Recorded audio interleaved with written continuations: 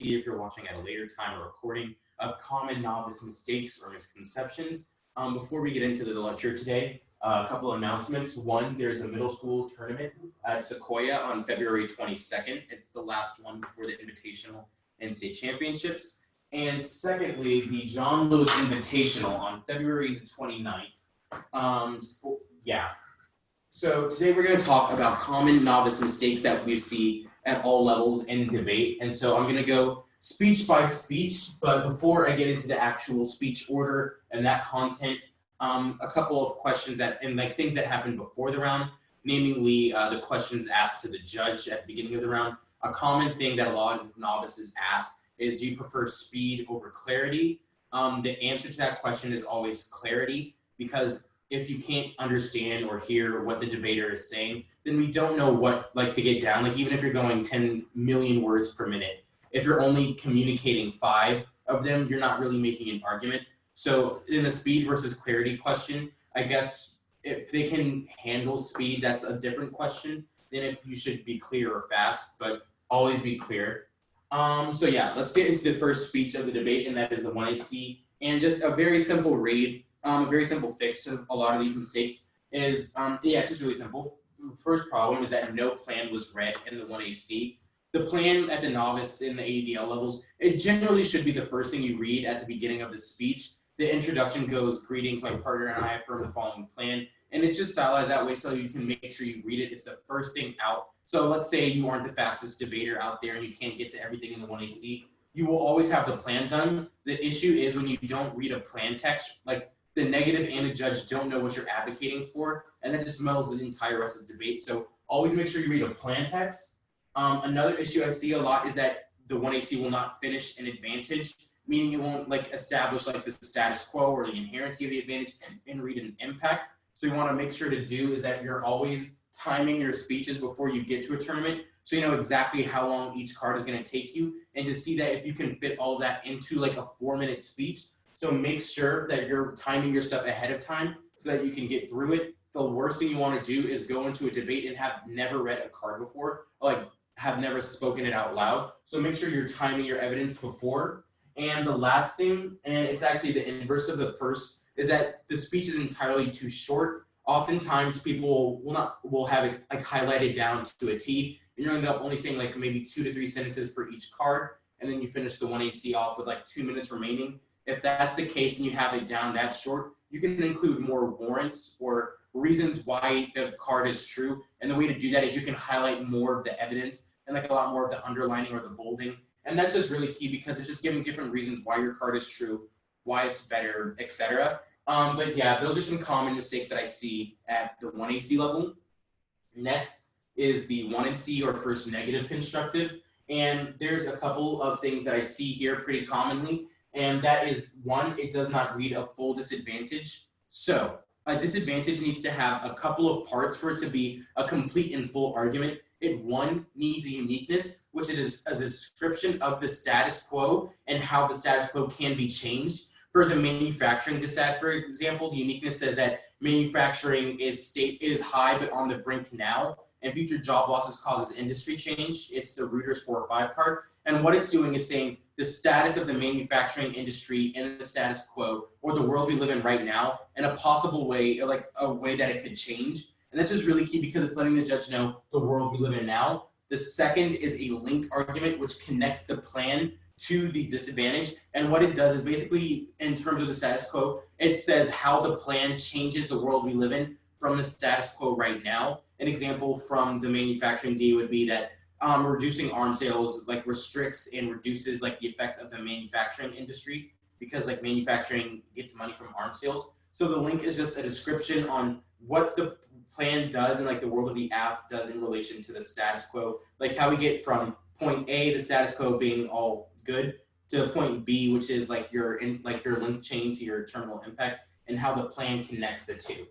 The next is the internal link, which, similar to a link, is a connecting argument, and it says how, if we leave the status quo and into the world of the disadvantage, how we get from where we are now after the plan has linked to the impact. It's just saying how you access your impact and how you get from point A to point B, similar to how the link is explaining how your plan gets from the status quo to like the world of whatever the impact is. And lastly, the impact is basically saying what will happen if the plan were to occur. It's like the last final culminating event. And it's just really important because it's like what the judge is going to care about. Like if you win uniqueness, what the world is today, the link with the plan, how the plan changes that, an internal link, but you don't have an impact or like what something that happens, there's no reason to like evaluate it. So make sure that whatever you're doing, if you're reading a disadvantage, that you have all 4 parts. Oftentimes people will read the first 2 or maybe 3 cards and they'll read a lot of it, like maybe even every line, but they won't read an impact. And until there's an impact, there's not really a reason to care about the disadvantage, if that makes sense. A second problem that I see with 1NCs is that there will be no arguments made on case. And essentially what case is everything that the 1AC or first affirmative constructive introduces.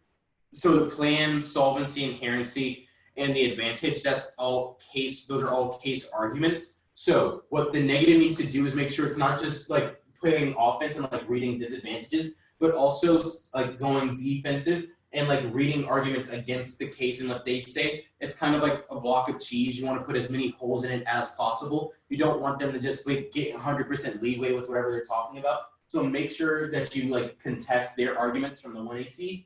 The third thing is that no offense is read.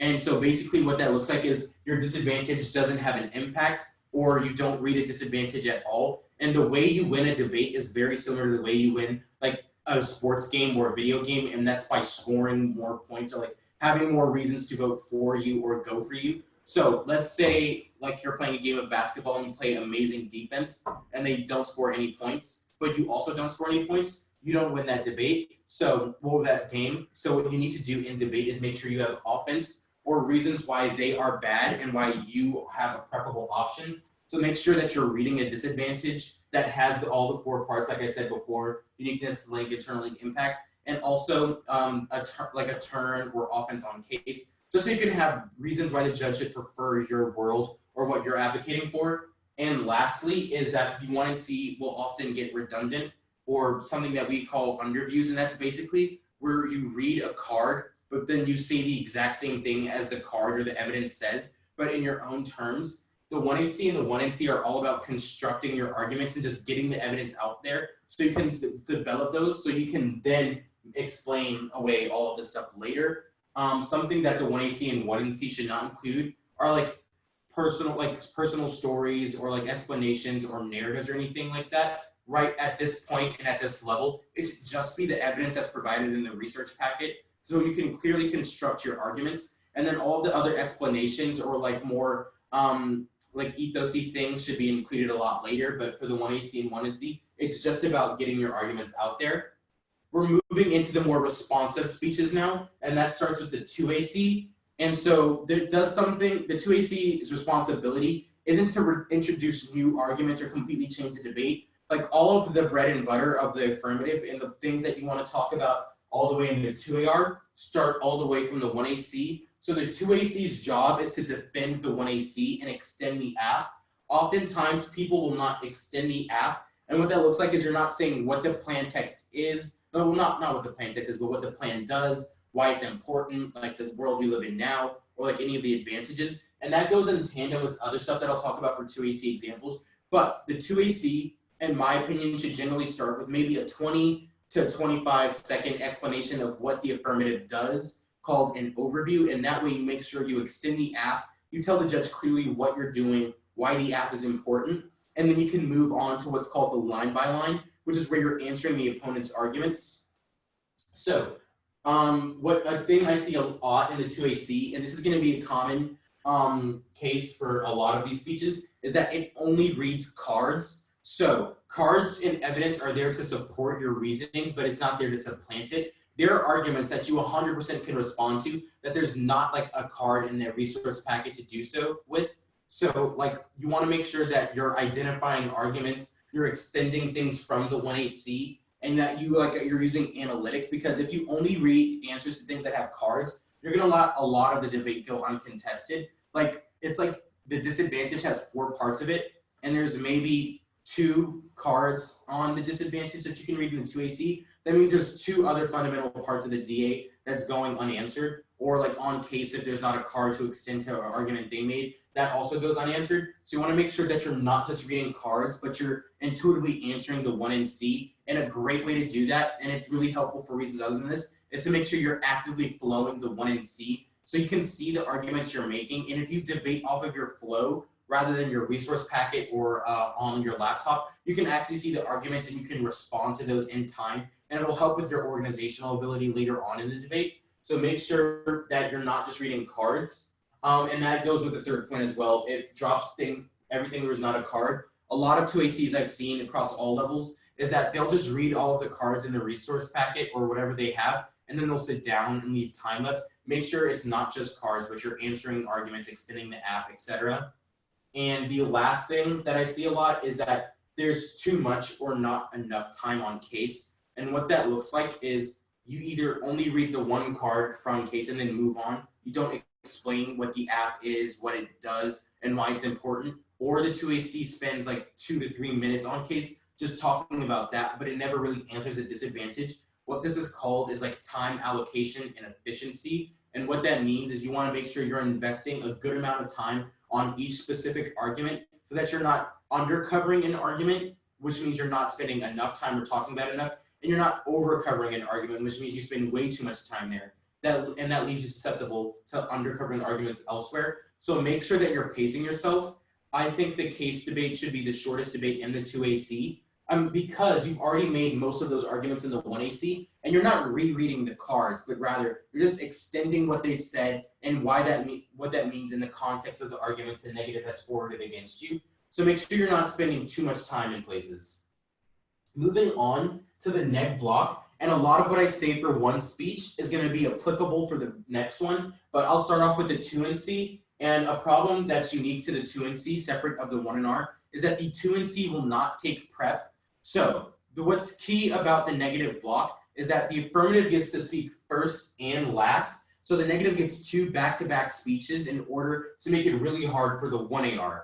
But what happens when the 2NC doesn't take prep and they're like, I'm good to go, is that you aren't necessarily on the same page as your partner, and you don't have like a clear and concise strategy. And it does a very good job of like maybe answering the 2AC or reading cards, but it doesn't like set up 2NRs or like have a strategy that the block is going for. So what you want to do is take, even if your 2NC is pretty much good to go, take maybe a minute 30 or 2 seconds worth of prep so you can tell your partner, hey, I'm going to take the disadvantage and you can take case. And that's really key because I'll talk about splitting the block later. But when you don't take prep, it just leaves the entire neck block very disjointed. And even if you don't personally need it, the role of the 1NR is to prep during all of the prep time you take for that speech, during the entire 2NC, and during cross-ex. So make sure that you're giving your partner enough time to prep as well. The next thing, and this is the biggest issue I see maybe in debate, is that it doesn't split the block. And so what that means is that the things that are in the 2NC, like the arguments that you talk about there, should not be in the 1NR as well. Because if you say the exact same thing twice, the affirmative doesn't have to respond to it twice, but rather it can just say it once. When you put both of the things, and like if you both talk about the disadvantage, it becomes redundant, and you're not making new arguments or getting anywhere further in the debate than you said it when you said it the first time. So generally, and this is the only speech where I think it's okay, and I'm a 1N myself, when I'm the 1NR, I generally don't flow the 2NC that my partner is giving because I have my own speech to prepare and talk about my own things. Like if the 2NC is taking case, which is the advantage and solvency and inherency, the 1NR then spends the entire time prepping the disadvantage or off case or something like that. But when you only make the same arguments in both speeches, or a thing that happens is people will say, oh, well, it's a rebuttal, I can't read cards. The 1NR is functionally the exact same as the 2NC. The only difference is time in that you don't get cross-exed. So make sure that you're splitting the block so you can proliferate or develop as many arguments as possible. A common theme across these speeches, like I said in the 2AC, is that it only reads cards. This is just really, it's not good for you because you need to be making arguments outside of what the packet means because there's a lot bigger debate than the one that you have evidence for. And this is done by making analytics, doing extensions, and evidence comparison. So make sure that you're not just reading cards and sitting down, but rather you're actually developing your own arguments in line of argumentation through analytics and extensions. The next thing is that there isn't any impact calculus done, and that kind of goes in tandem with the only reading cards thing, where you're not developing your own arguments. Impact calculus, especially at the novice level, is super duper important because it helps frame the debate for the judge and how they should be voting on things, or like what things they should prefer. So when you do impact calculus, you're saying our judge affects more, like our impact affects more people, and that's a thing that you should prefer, because the more people that are affected by our impact, like the better it is to save those many people, like, or something like that. You want to like tell the judge what they should be looking for, why you're winning on something, and why that matters. Impact calculus is just super essential for like every stage of the debate, so make sure you're doing that. No extensions are made, and basically that means that you're only answering arguments that they made against you, but you're not extending other arguments that help you as well. That can also include pointing out drops. Like oftentimes what I'll see is if the 2AC completely drops the manufacturing DA, the 2NC won't extend it because they didn't read any answers against it or something of that nature. So make sure you're extending stuff and not just like answering the arguments they made, but rather setting up your own arguments as well. And the last thing that I see oftentimes is that there's not evidence comparison. And that's really key, because if you just give the other team 100% leeway on what their evidence says, they're just gonna be like, yeah, this is a pretty good card. But if you tell them your judge is either your author is more qualified, or your evidence is more recent, or there's another warrant as to why your evidence is better, and that means the judge should prefer your arguments, then you should do that. And you should make those arguments. Like that's not something against the rules in debate or anything. Like evidence comparison is a super big thing that happens all the time. So make sure you're taking advantage of that.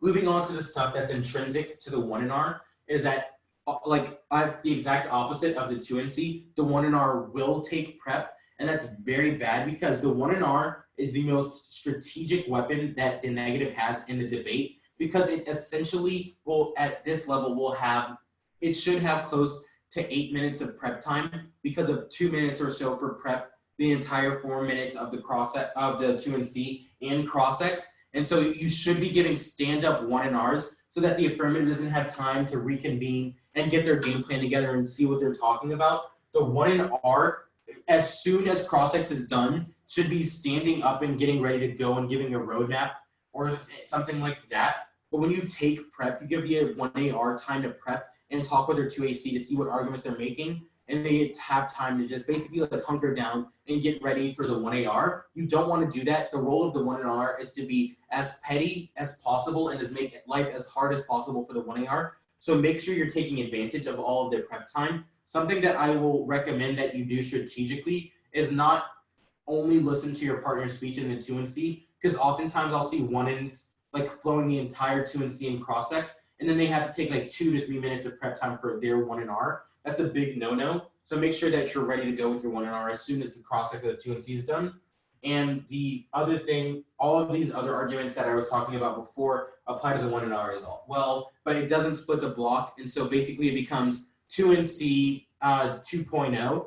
And what that means, it just says the exact same arguments as the 2NC. And I see this in the varsity levels as well. But when you don't split the block, you're not making new arguments or getting yourself further in a debate. And it makes it a lot easier for the 1AR to only have to respond to 3 different arguments, because those 3 arguments were in both speeches, as opposed to having to answer maybe 5 or 6 arguments, because the 2NC made 3 and then the 1NR made 2 or 3. So make sure that you're diversifying your arguments and you're making your own, like you're taking your own stuff and you're reading offense. And also, just because it ends in an R does not mean that the 1NR cannot read cards. I see this happen all the time, where the 2NC will read all of the cards in the debate, and then the 1NR is just kind of smooth talking for like 2 minutes. That's not the goal of the 1NR. It's not functionally the exact same as a constructive. You just don't get cross-ex. It's a super big advantage. So make sure that if you're taking the DA, you're reading the DA cards here. Next, moving on to the 1AR. This is a problem that I mentioned before with the 2AC, but it does not extend the AF. And what that means is it doesn't say what the AF does, why it's important, why it's key. Oftentimes, and this is a super big thing in debate, but there are 1ARs that are really, really good at answering the neg block, but not good at like setting up the 2AR. The 1AR is an interesting speech because it's not where debates are won. Like you can never win a debate in the 1AR, but you 100% can lose debates in the 1AR because if you don't extend the app or like you don't make enough arguments or you drop a DA, it just makes it super hard for the 2AR to come back from that. So make sure in the 1AR, you're being efficient as possible and you're using time to extend the app just really quickly, like I said with an overview, a brief explanation of what it does, do some impact calculus, extend your case args, and move on. Another thing I see happen is that it drops the DA, and there's not much like explanatory stuff behind that. It just means that you didn't answer the disadvantage that or offense that the neg block forwarded, and the simple fix to that is just make sure you're flowing and that you have prep before the 1AR. If there is any speech and debate where you need to take prep for, it is the 1AR. Just to make sure you're on the same page as your 2AR, because they can only talk about what was in your speech. So make sure you're on the same page there. Make sure you're answering everything and you have your flows all together. But yeah, just simple drops.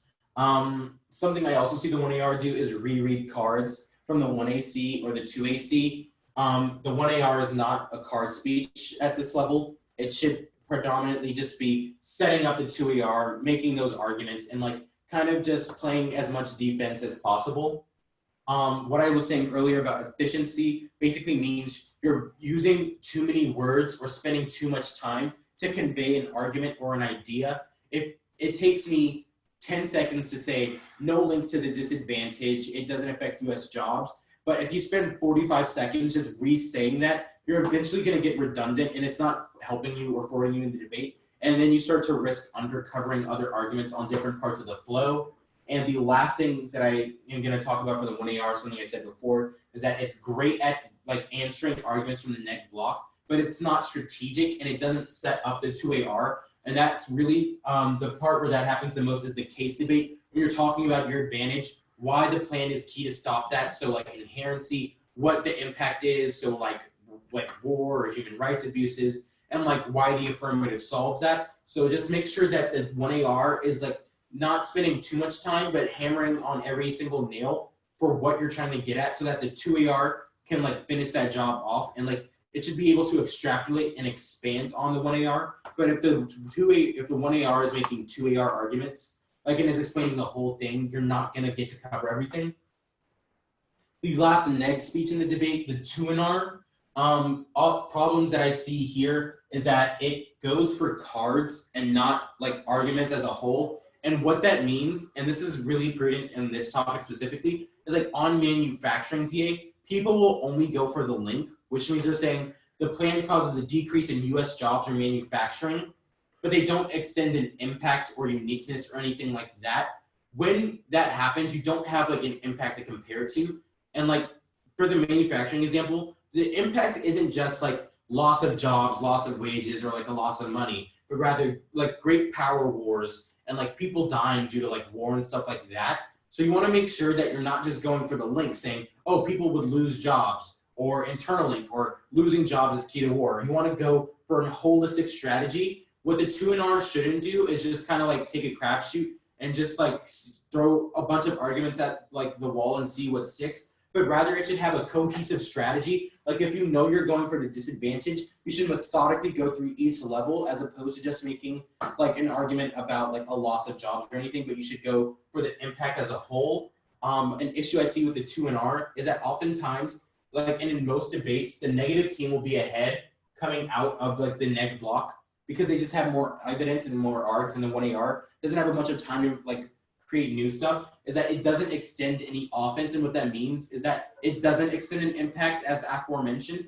or like it doesn't like have a DA, or it like only responds to like the 1AR, meaning it only goes on case and talks about reasons they're wrong. It plays a lot of defense, but it doesn't make any offensive like reasons why you should vote for like the negative side or the disadvantage, or like why the status quo is a preferable option. So make sure you're not just giving reasons why they're wrong and answering their speech, but you need to make sure you're telling you, like the judge, why you're right and why you should win. And remember, there is no 3NR. So the 2NR, all of the arguments should have a sense of finality, Like you can't like set up anything else because this is the last stand, fourth quarter, like winner go home. So what you need to do is make sure that you're giving your full story with impact calculus, saying we outweigh on magnitude, great power war kills millions of people, magnitude is the biggest impact in the debate, et cetera, and then go on the line by line. So make sure that you're setting up the ballot and not another speech. There are times when the 2NR is entirely too defensive or answering or responding to the 1AR and not enough like setting up like the meta level like discussion of who should win this debate, why we're ahead, why we've won this debate. And then lastly, it's too short sometimes. Like people will often say, well, I extended a link in impact and uniqueness. Guess I'll pack it up. No, the 2NR, because it has to be predictive of the 2AR and it doesn't get a chance to respond, should use all of the time it has. So like, let's say you have 45 seconds left at the end of your whole spiel and like you don't have anything else left planned. Just look to your flow and let the arguments come to you, or then you can explain arguments again and like give more like warranted explanation and analysis, or go to the impact calc. But the worst thing you can do for your 2NR is to sit down with time left, because you don't get a chance to respond. Like this is like your Hail Mary, like this is your last stand. So make sure that you're getting all of your arguments out and you're using all of the 2 minutes in the novice division's time to make the arguments you want to use that will win you the debate. And then lastly is the 2AR, which is the last speech in the debate. And similar to every other AF speech I've talked about at this point, is that it doesn't extend the AF, which means it only spends time answering neg arguments or stuff like that. But it doesn't, once again, say A, why the AF is important, B, why it solves, and C, what will happen if we don't do the AF, like inherency, solvency, and then your advantages, like your reason to do the AF. Make sure you do that. The overview for the 2AR should probably be a bit longer than it is for the 2AC, because it should also include your impact calculus, like the way we frame the debate, how it looks, why magnitude outweighs probability or probability outweighs time frame, whatever you want to go for in that aspect. But you want to make sure that this isn't like a setup speech or like you're like passing off to someone else. This is the like last like words that are being said in the debate. So make sure that you're setting up and telling the judge why you win. An issue that I see at all levels of debating is that the 2NR and 2AR leaves entirely too much stuff up to the judge, and it lets the judge look at the flow and decide who they would think win, or like what the paper says won the debate. But if the debaters are telling them like what won and they're giving them direction, like say don't evaluate a link, or this impact is like nonsensical, etc. You want to like have it be like entirely up to you as to who won the debate and not to the judge. Because when you throw it up and leave it to chance, the judge, there's like a 50% chance they vote the other way, instead of being a lot more certain that you won the debate when you're telling them specific arguments. So do that. And then similar to the 1AR, it drops stuff or things because the negative doesn't have another speech. It doesn't have to enter the disadvantage or negative arguments. That's not true. In policy debate, we have a thing called tech versus truth.